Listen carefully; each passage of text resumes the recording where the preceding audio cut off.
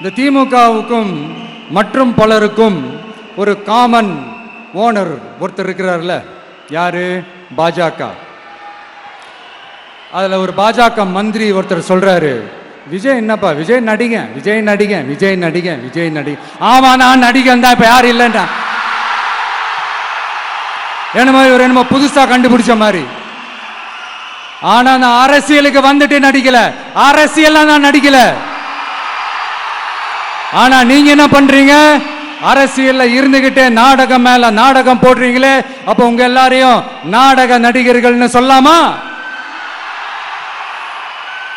ஒன்றிய அரசோட பவரை கையில் வச்சுக்கிட்டு திமுகவோட ஒரு நாடகம் மற்றும் பலரோட ஒரு நாடகம், அப்ப உங்க எல்லாரையும் ஒரு டேஞ்சரான நாடக கம்பெனின்னு சொல்லாமா?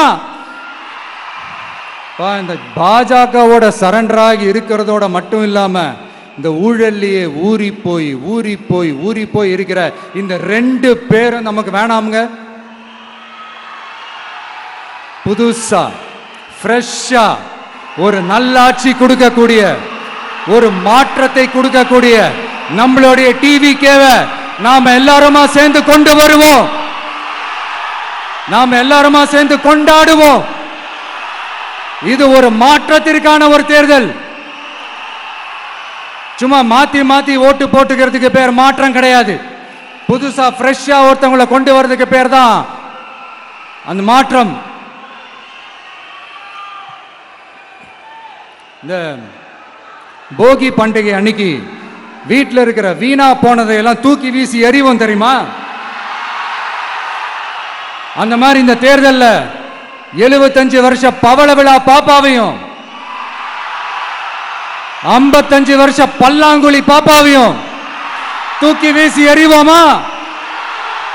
ஒரு நியூ கவர்னன்ஸ், ஒரு குட் கவர்னன்ஸ் ஒன்று கொண்டு வரலாமா? நீங்க இந்த திமுகவுக்கு ஓட்டு போடுறது, மற்றும் பலருக்கு ஓட்டு போடுறது, பாஜகவுக்கு ஓட்டு போடுறது, யாருக்கு ஓட்டு போட்டாலும் சுத்தி நீங்க பாஜகவுக்கு ஓட்டு போடுற மாதிரி தான். ஒட்டுமொத்த தமிழ்நாட்டு மக்களுக்கும் எதிரான ஓட்டு.